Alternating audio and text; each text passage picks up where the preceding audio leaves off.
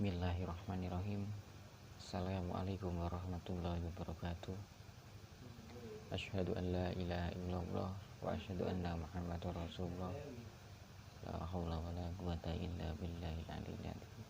Amma ba'd. Baik, di sini saya akan membahas tentang teori pemikiran 5 tokoh cendekiawan.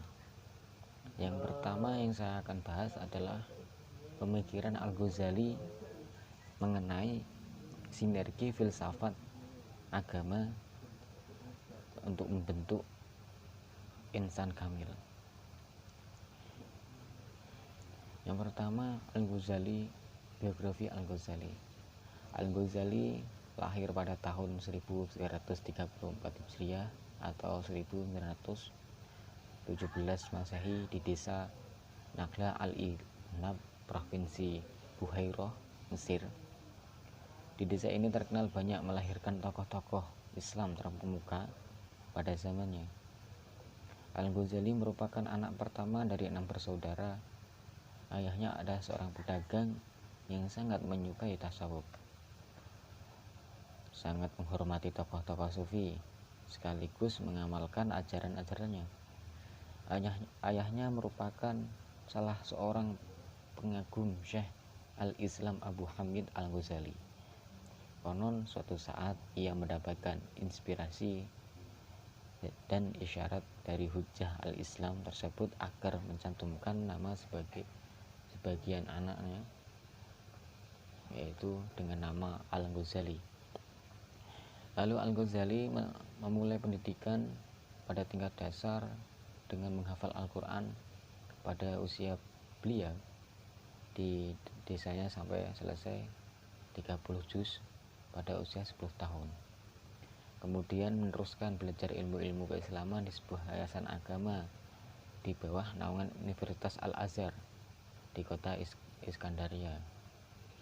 Pada tahun 1932, Al-Ghazali mendapat ijazah Al-Ma'had Ibtidaiyah, dan dari yayasan yang sama ia memperoleh juga ijazah pendidikan tingkat sanawiyah atau setara dengan SMA tahun 1937. Kemudian pada tahun 1937 Al-Ghazali masuk Fakultas Usuluddin pada Universitas Al-Azhar jurusan dakwah dan lulus pada tahun 1941 dengan gelar License atau setingkat dengan S1. Pada tahun 1943 Al-Ghazali memperoleh gelar Magister pada Fakultas Bahasa Arab. Lanjut, pandangan filsafat Al-Ghazali. Al-Ghazali memberikan klasifikasi filosof sekaligus memberikan penilaian tentang filosof-filosof. Mereka divonis oleh Al-Ghazali sebagai kekafiran kepada mereka. Yang pertama yaitu karena mereka mengikut ateisme, yaitu kelompok yang merupakan golongan filosof yang mengingkari Tuhan atau tidak mempercayai Tuhan yang mengatur alam ini dan menentang keberadaannya. Mereka mempunyai dugaan kuat bahwa alam telah ada dengan sendirinya tanpa campur tangan Tuhan. Mereka berkeyakinan bahwa hewan berasal dari sperma dan sperma itu berasal dari hewan.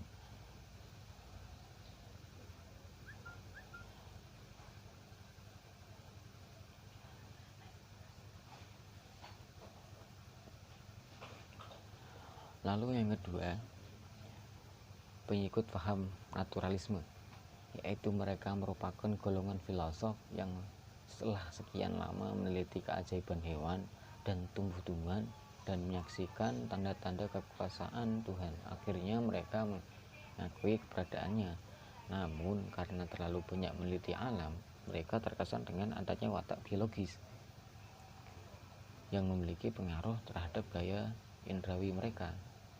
Akibatnya mereka pun berpendapat bahwa daya pikir manusia tergantung pada watak biologisnya, dan ketika watak biologis manusia itu hilang, maka hilang pula lah daya pikirannya. Itu yang ditentang oleh, yang dianggap oleh Al-Ghazali itu menentang. Terus yang ketiga yaitu penganut filsafat ketuhanan adalah golongan filsafat yang percaya pada Tuhan. Mereka pada filosof Yunani seperti Socrates, Plato, dan Aristoteles, serta orang-orang yang mengekori pada pemikiran mereka. Kelompok Ilahiyun ini pada garis besarnya membantah dua kelompok ateisme dan naturalisme. Al-Ghazali lebih lanjut menyatakan bahwa Aristoteles pada fase berikutnya menolak dan menyanggah dengan tegas pandangan Plato dan Socrates beserta pendahulunya yang mengikuti filsafat ketuhanan, sehingga ia keluar dari ruang lingkup mereka. Hanya sayangnya dalam filsafat Aristoteles, ia masih menyisakan beberapa hal kecil, setidaknya masih mengandung indikasi kekufuran yang belum dapat ia lepaskan. Dari pandangan tersebut, Al-Ghazali itu memvonis mereka, para filosof yang mengikuti tiga kelompok tadi, itu sebagai kafir, termasuk para filosof yang terinspirasi pandang-pandangannya oleh Aristoteles seperti Ibnu Sina dan Al-Farabi dalam tasawuf Al-Falasifah. Terus Al-Ghazali memandang para filosof telah melakukan keracuan setidaknya ada 20 masalah yang menyebabkan para filosof ini menjadi ahli al-ibtidat dan kafir. Dari 20 persoalan tadi, Al-Ghazali menegaskan bahwa para filosof menjadi kafir karena ada dua hal. Yang pertama yaitu karena para filosof yang berpendapat bahwa alam itu qadim atau tidak mempunyai permulaan, itu salah. Karena apa? Yang bersifat qadim itu hanyalah Tuhan. Terus yang kedua yaitu mereka yang berpendapat, filosof yang berpendapat yang menyatakan bahwa Tuhan adalah zat yang tidak mungkin mengetahui hal-hal yang bersifat partikular atau tertentu. Itu menurut pendapat Ibnu Sina. Maka Al-Ghazali memvonis Ibnu Sina juga itu adalah orang yang mengikuti kelompok-kelompok tiga tadi. Poin selanjutnya adalah kefarduan ilmu agama dan pentingnya pendidikan akhlak. Dalam konsep ilmu agama menurut Al-Ghazali adalah jalan menuju hakikat. Dengan kata lain, agar seorang sampai kepada hakikat itu haruslah ia tahu. Kemudian ilmu mengetahui suatu menurut ilmu pendidikan adalah sebagai sifat-sifat Allah, karena menuntut ilmu sangatlah diwajibkan bagi orang yang ingin belajar dalam agama. Pendidikan memiliki kedudukan yang sangat penting dalam kehidupan manusia. Salah satunya adalah ilmu etika atau ilmu akhlak. Kata etika mempunyai artian yang sama dengan akhlak dan moral, yang berarti adat kebiasaan, kesusilaan, budi pekerti, norma, dan peraturan hidup. Etika atau akhlak sendiri itu adalah kebiasaan, kehendak yang terus-menerus berakar dalam batin, sehingga dapat dengan mudah mendorong seseorang untuk melakukan perbuatan-perbuatan. Filsafat etika merupakan masalah pokok bagi Al-Ghazali. Oleh karena itu, pandangan tersebut merupakan dampak dari kehidupan sufistisnya.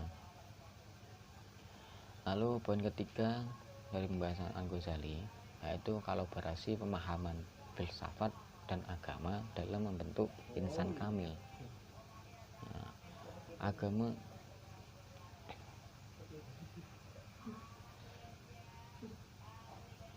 Agama dan filsafat selalu dipandang berlawanan.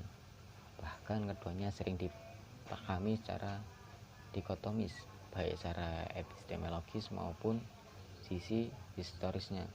Secara epistemologisnya, agama dianggap sebagai sebuah disiplin ilmu yang mengabaikan peran akal atau intelektual dan lebih minatik pada aturan Tuhan, meski kadang ia bertentangan dengan prinsip-prinsip rasionalitas.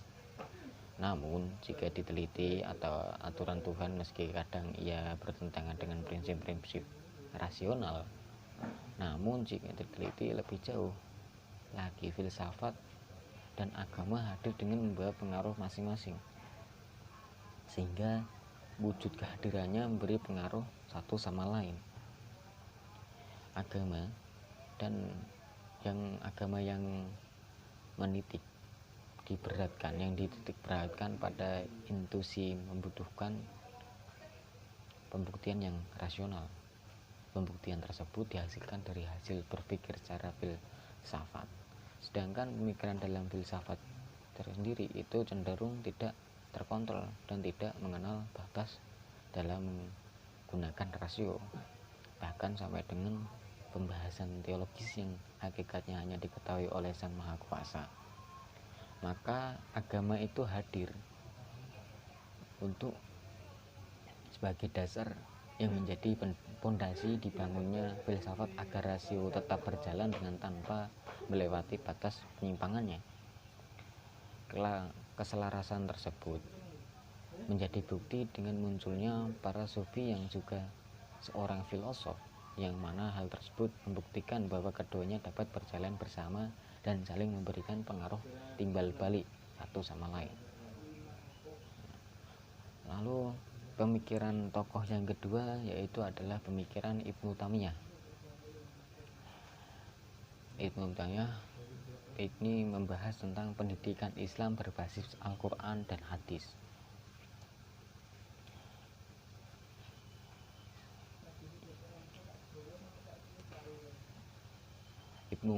Biografi Ibnu Taimiyah. Ibnu Taimiyah bernama lengkap Ahmad Ibnu Abdul Halim Al-Abdus Salam Ibnu Taimiyah Al-Harani. Beliau lahir di Haran pada tanggal 10 Rabiul Awal 661 Hijriah. Wafat di Damaskus pada tanggal 20 Zulqa'dah 728 Hijriah. Sejak kecil, Ibnu Taimiyah terkenal sebagai seorang anak yang mempunyai kecerdasan otak luar biasa, tinggi kemampuan dan kemampuannya dalam studi, tekun dan cermat dalam memecahkan masalah, tegas dan teguh dalam menyatakan dan mempertahankan pendapat, ikhlas dan rajin beramal soleh, rela berkorban dengan siap berjuang untuk jalan kebenaran serta kepribadian baik. Ilmu Taimiyah berpandangan bahwa semua masalah yang muncul dalam masyarakat dapat diatasi dengan berpegang teguh pada Al-Quran dan As-Sunnah, bukan kepada adat istiadat atau sesuatu yang dibuat oleh manusia.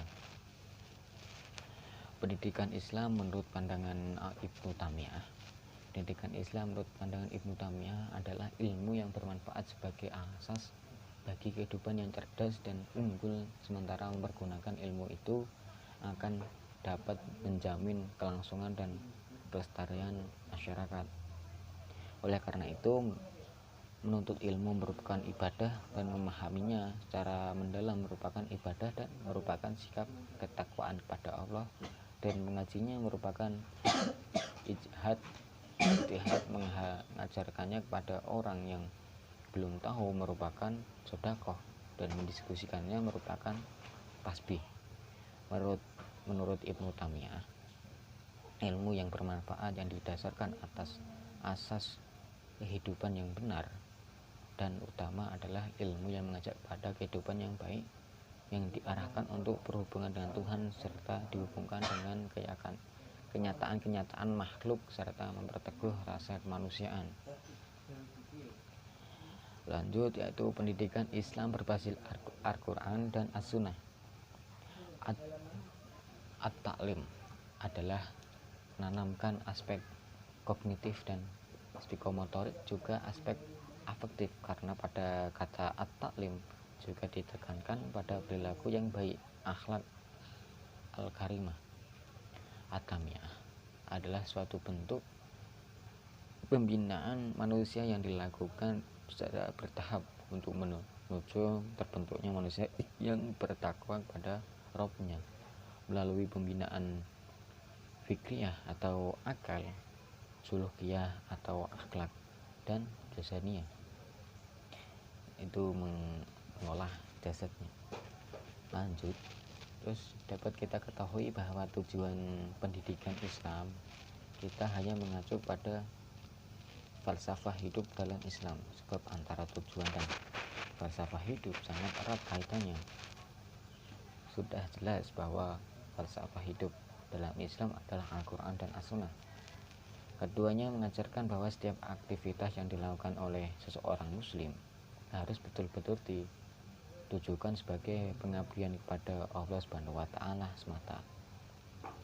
Dapat disimpulkan juga bahwa tujuan pendidikan Islam adalah terwujudnya pribadi muslim yang sempurna, yang beriman, bertakwa, berilmu, bekerja dan berakhlak mulia, dan mengemban amanah sebagai khalifah di muka bumi dan sebagai hamba Allah. Lalu Al-Quran dan hadis sebagai kunci utama menyempurnakan pendidikan Islam. Pendidikan Islam menurut Ibnu Taimiyah ditegaskan atas fondasi Al-Quran dan Al-Hadis, yang sekaligus menjadi pemberi arah bagi tujuan yang akan dicapai dalam pendidikan Islam itu sendiri. Konsep pendidikan menurut Ibnu Taimiyah adalah bagi peserta didik dipersyaratkan memiliki alat sebagai realisasi pendidikan dengan baik untuk memperoleh ilmu pengetahuan yang luas, menguasai secara keseluruhan apa yang dipelajari, melaraskan antara pengetahuan dan amal. Beberapa metode pendidikan menurut Ibnu Taimiyah ada tiga macam metode pendidikan. Yang pertama dengan al-hikmah, terus yang kedua dengan al-mauzi, dan ketiga dengan dialog atau al-jadad al-hasan. Lanjut, yang ketiga yaitu adalah menurut Muhammad Abduh, yaitu ijtihad dan modernisasi di pendidikan Islam. Paradigma ijtihad dan modernisasi pendidikan Islam versi Muhammad Abduh. Muhammad Abduh untuk menyerukan ijtihad, yaitu tabiat hidup dan tuntutan atau kebutuhan manusia. Kehidupan manusia ini berjalan terus dan selalu berkembang, dan di dalamnya terdapat kejadian dan peristiwa tidak dikenal oleh manusia sebelumnya. Ijtihad adalah jalan yang ideal dan praktis bisa dijalankan untuk menghubungkan peristiwa-peristiwa hidup yang selalu timbul itu dengan ajaran-ajaran Islam. Abduh pernah menyarankan agar para ahli fikih membentuk tim kerja untuk mengadakan penelitian tentang pendapat yang terkuat di antara pendapat-pendapat yang ada. Keputusan tim ini yang kemudian dijadikan pegangan umat Islam. Tim ahli fikih tersebut selain bertugas memfilter hasil ijtihad ulama maupun mazhab masa lalu, juga mengadakan riente prestasi terhadapnya. Jadi menurut Abduh, bermazhab berarti mencontoh metode berijtihad hukum. Abduh menunjukkan dua cara yang harus dilakukan oleh umat Islam sesuai dengan adanya dua kelompok sosial biasanya terdapat dalam masyarakat Islam, yaitu mereka yang memiliki ilmu pengetahuan dan yang awam. Dia berpendapat bahwa kelompok pertama wajib melakukan ijtihad langsung pada Al-Quran dan As-Sunnah. Terus bagi kelompok yang kedua, kelompok yang awam tadi, itu sikap yang harus diambilnya adalah mengikuti pendapat orang yang mereka percaya dengan mempertimbangkan kedalaman ilmu dan ketakwaan dari orang yang diikuti pendapatnya. Lalu Abduh menyebutkan bahwa ada dua pemikiran pokok yang menjadi fokus utama pemikiran Muhammad Abduh, yaitu yang pertama, membebaskan akal pikiran dari gangguan belenggu-belenggu taklik yang menghambat perkembangan pengetahuan agama sebagai halnya salaful ummah, yakni memahami langsung dari sumber pokoknya Al-Quran dan Al-Hadis. Kedua, memperbaiki gaya bahasa, yaitu yang dimaksud bahasa ini adalah bahasa Arab, baik yang digunakan dalam percakapan resmi di kantor pemerintahan maupun dalam tulisan-tulisan di media sosial atau di media massa. Lalu tujuan dan manfaat ijtihad dan modernisasi pendidikan Islam versi Muhammad Abduh. Yang pertama yaitu adalah menurut Abduh, tujuan pendidikan adalah mendidik akal dan jiwa serta menyampaikan pada batas-batas kemungkinan seorang mencapai kebahagiaan dunia dan akhirat. Tujuan pendidikan yang dirumuskan Muhammad Abduh tersebut mencakup aspek akal dan aspek spiritual. Abduh berpandangan bahwa jika aspek akal dan spiritual dididik dengan baik dan maksimal, maka umat Islam akan mampu bersaing dalam menguasai dan mengembangkan ilmu pengetahuan serta dapat menciptakan kebudayaan yang tinggi. Untuk tingkat menengah, ilmu logika atau fan al-mantik, ya, dasar penalaran atau yang bisa sering disebut al-usul al-nasyari, akidah yang dibuktikan dengan dalil-dalil qot'i maupun zani, fikih, akhlak, sejarah Islam, dan ilmu debat atau diskusi adab ali adal. Terus untuk tingkat atas yaitu adalah tafsir hadis, bahasa Arab dengan segala cabangannya, akhlak dengan pembahasan yang dirinci sejarah Islam, retorika dan dasar diskusi dan ilmu kalam. Bentuk ijtihad dan modernisasi pendidikan Islam versi Muhammad Abduh. Yang pertama yaitu tujuan pendidikan sama halnya seperti bahasan di atas tadi. Terus yang kedua, kurikulum pendidikan Islam untuk tingkat sekolah dasar. Kurikulum pendidikan meliputi membaca, menulis, menghitung, dan belajar agama dengan materi akidah, fikih, akhlak, serta sejarah Islam. Lalu yang ketiga adalah metode pendidikan Islam. Abduh lebih menekankan metode diskusi dan mujakarah untuk memberikan pengertian yang mendalam kepada pelajar, sehingga nantinya belajar memiliki daya nalar dan analisis yang tajam. Lalu yang keempat adalah pendidikan bagi kaum wanita dengan ide dan gagasan tajdid. Muhammad Abduh pun akhirnya mampu membawa angin segar bagi para wanita untuk bisa mengenyam pendidikan sebagaimana kaum laki-laki agar mereka terselamatkan dari kebodohan dan terpurukan. Lalu yang kelima adalah reformasi pendidikan di Al-Azhar. Pertama, mengubah sistem halakohnya menjadi sistem kelas yang terjadwal. Kedua, melaksanakan ujian rutin untuk mengukur kemampuan akademis mahasiswa yang mencakup pemahaman dan kemampuan hafalan. Lalu yang ketiga, menggunakan buku-buku primer yang dikarang oleh ulama yang memiliki orientasi di dalamnya atau karya orisinil dari para ulama Sunni, bukan menggunakan buku-buku sekunder yang dikarang oleh sebagian guru. Lalu yang keempat, memperkaya kurikulum dengan materi-materi baru, bahkan hal-hal yang tidak ada di dalam khasanah keilmuan Al-Azhar, termasuk ilmu-ilmu pengetahuan modern dan sains. Kelima, pengembangan perpustakaan dengan memperkaya koleksi literatur perpustakaan sehingga mahasiswa dapat memanfaatkan buku-buku tersebut dengan baik dan pengetahuan mereka pun semakin kaya. Lalu pemikiran tokoh yang selanjutnya yaitu pemikiran oleh Mustafa Kemal. Beliau itu teori beliau mengenai antara sekularisme Islam dan modernisasi.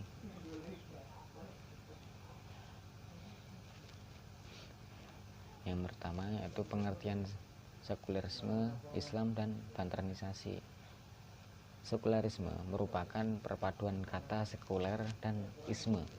Kata sekuler dalam bahasa Inggris berasal dari bahasa Latin secu, yaitu Saikulum yang bermakna Tris Age zaman sekarang.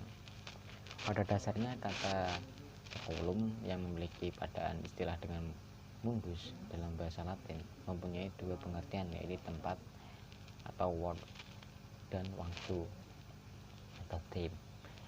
Westernisasi merupakan sebuah pengaruh budaya barat yang memberi pengaruh terhadap pola kehidupan masyarakat, hampir sama seperti pengertian modernisasi, yang mana merupakan sebuah perubahan karena perkembangan zaman. Lalu bentuk-bentuk sekularisme dan westernisasi Mustafa Kemal, yaitu bentuk sekularismenya tidak peduli dengan urusan duniawi, lalu hubungan interaksi antara laki-laki dengan perempuan, lalu hak asasi manusia sebagai landasan hukum, lalu kondisi perekonomian, pendidikan, media massa, dan sekularisme sebagai budaya. Nah, sedangkan bentuk westernisasinya yaitu masyarakat lebih mempunyai barang-barang dari luar negeri dan memilih gaya hidup konsumistis. Ya, terus terjadi penyimpangan perilaku yang berseberangan dengan budaya Indonesia. Maraknya pengaruh budaya barat, beberapa orang tak bisa memilih budaya baik dan buruk, meniru gaya hidup kebarat-baratan, meniru busana dan gaya rambut orang-orang barat. Dampak dari sekularisme Islam dan westernisasi Mustafa Kemal ini dampaknya yaitu munculnya gerakan kembali pada agama. Lalu pemerintah kembali mengizinkan azan menggunakan bahasa Arab, berdirinya masjid baru dan sekolah imam hatib, dan larangan pendidikan Islam dicabut dan gerakan Nurcu kembali hadir.